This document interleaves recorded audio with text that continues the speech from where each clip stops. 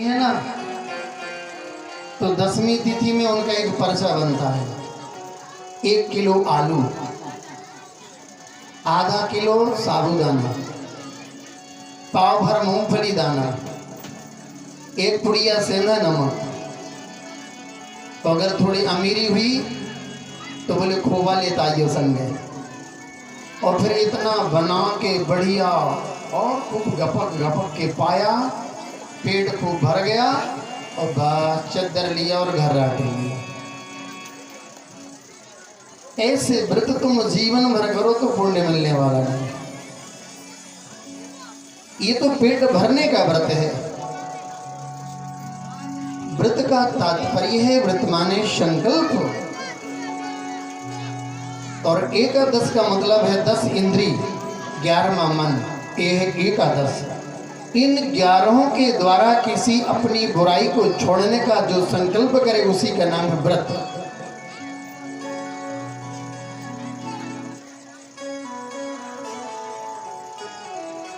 इसी परंपरा में आगे चल करके एक राजा हुए जिनका नाम यूनासु था। महाराज यूनासु का विवाह हो गया, संतान नहीं हुई। और जब संतान नहीं हुई, इस वंश की सूर्य वंश की परंपरा थी कि बिन यज्ञ के संतान नहीं होती। जब तक यज्ञ नहीं होगा तब तक संतान नहीं होगी। महाराज यूनासु ने संत ब्राह्मणों को बुलाया, पुत्र प्राप्ति के लिए यज्ञ की प्रार्थना की कि आप कोई ऐसा अनुष्ठान करें जिससे हमारे घर पुत्र प्राप्ति हो। ब्राह्मण देवता आए, उन्होंने अनुष्ठान किया। एक लोटे में जल अभिमंत्रित करके रख दिया। अर्धरात्रि का समय महाराज यूनास को बड़ी जोर से प्यास लगी। और जब उनको प्यास लगी, चारों तरफ देखा कि उनको जल नहीं मिला, तो राजा यूनास ने वही जल जो ब्राह्मणों ने रानी को पिलाने के लिए रखा था, भूल से उसी जल का पान कर लिया। जैसे ही प्रातः काल हुआ, ब्राह्मणों ने देखा कि वो पात्र खाली रखा था। ब्राह्मणों ने पूछा, राजन इसका जल कहाँ गया? राजा ने कहा, महाराज मुझे रात्रि में बड़ी जोर से प्यास लगी थी, मैंने पी लिया। ब्राह्मण देवता घबराए, बोले राजन ये तो उल्टा हो गया। बोले क्यों?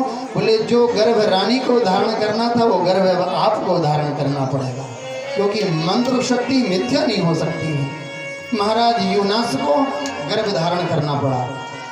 ब्राह्मणों ने अपने मंत्र शक्ति के द्वारा राजा यूनास का ऑपरेशन किया, उस बालक को जीवित निकाला और उस बालक का नाम मानधाता हुआ।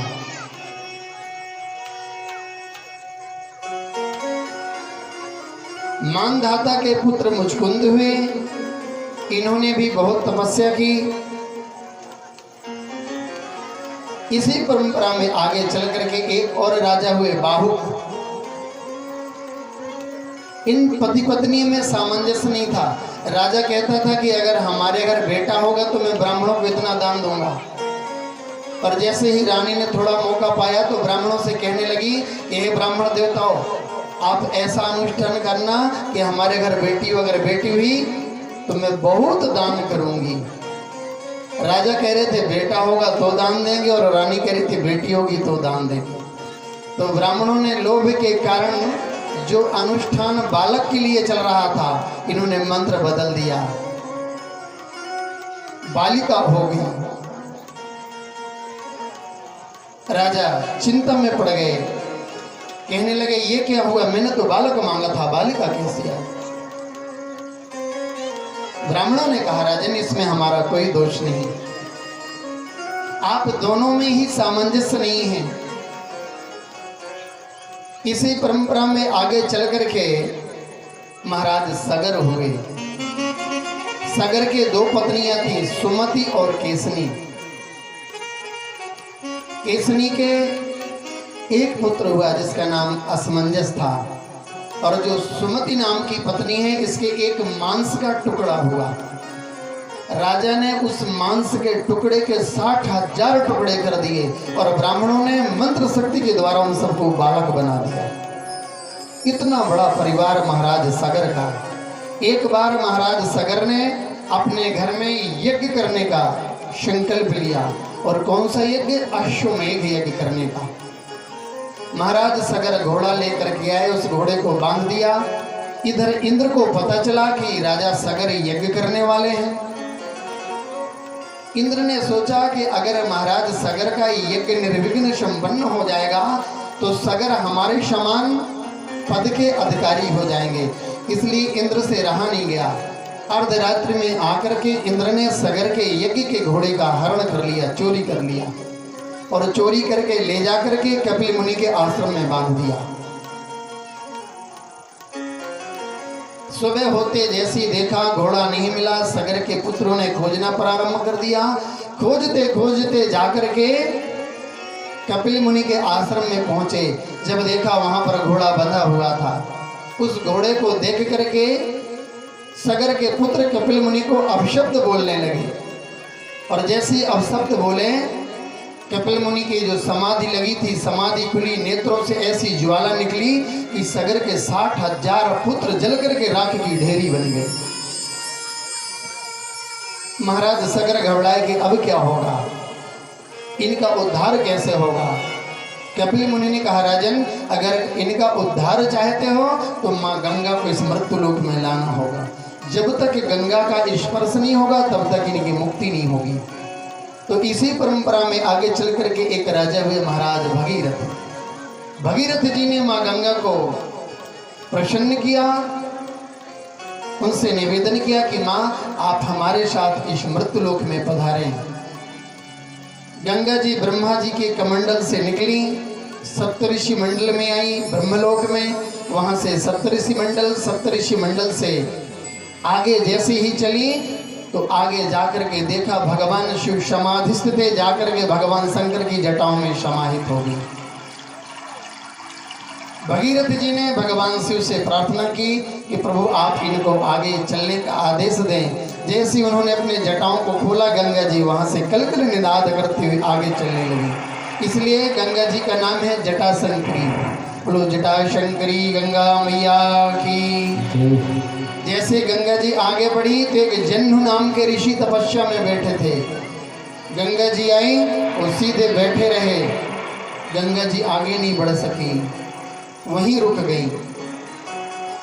और जैसे ही रुकी, भगीरथ जी ने निवेदन किया। जन्नु ऋषि ने एक जांग को थोड़ा सा उठाया, वहीं जांग के नीचे से निकली, इसलिए उनका एक नाम जाह्नवी पड़ गया।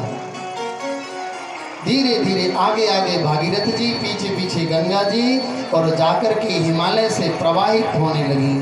कलकल निनाद करती पतित पावनी गंगा गंगोत्री से प्रवाहित होकर के सीधे जाकर के सरोवर में उधर समुद्र के पास पहुंची। और गंगा का मिलन जब समुद्र से हुआ तो उसी जगह का नाम गंगा सागर। जैसे ही सगर के पुत्रों का स्पर्श हुआ, सबकी मुक्ति हो गई। बोलो गंगा मैया की। श्री गंगा मैया तेरी लहरें मन भाई। श्री गंगा मैया तेरी लहरें मन भाई। श्री गंगा मैया तेरी लहरें मन भाई।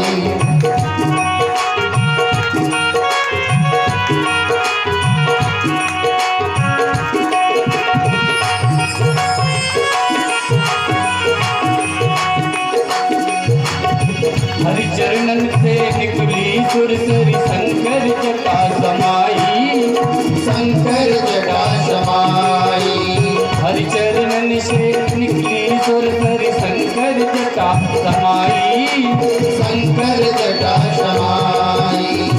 भागीरथ ने तपस्या की, शिव ने शीश चढ़ाई। भागीरथ ने तपस्या की, शिव ने शीश चढ़ाई। रे गंगा मैया तेरी लहरें मन भाई। रे गंगा मैया तेरी लहरें मन भाई।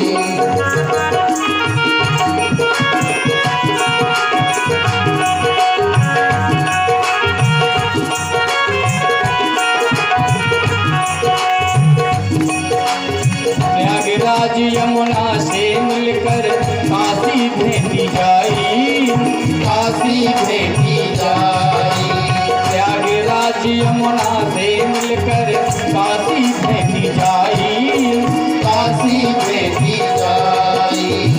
भारत भूमि पावन की सारे धन कसाई, भारत भूमि पावन की सारे धन कसाई। हे गंगा मैया तेरी लहरे मन भाई, हे गंगा मैया तेरी लहरे मन भाई।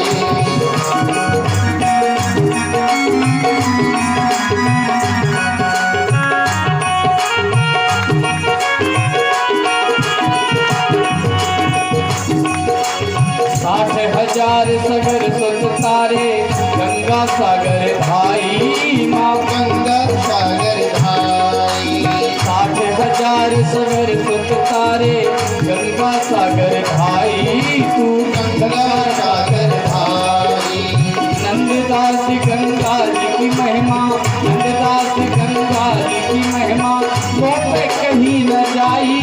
हे गंगा मैया तेरी लहरे मन भाई, हे गंगा मैया तेरी लहरे मन भाई, हे गंगा मैया तेरी लहरे मन भाई, तेरी लहरे मन भाई, तेरी लहरे मन भाई।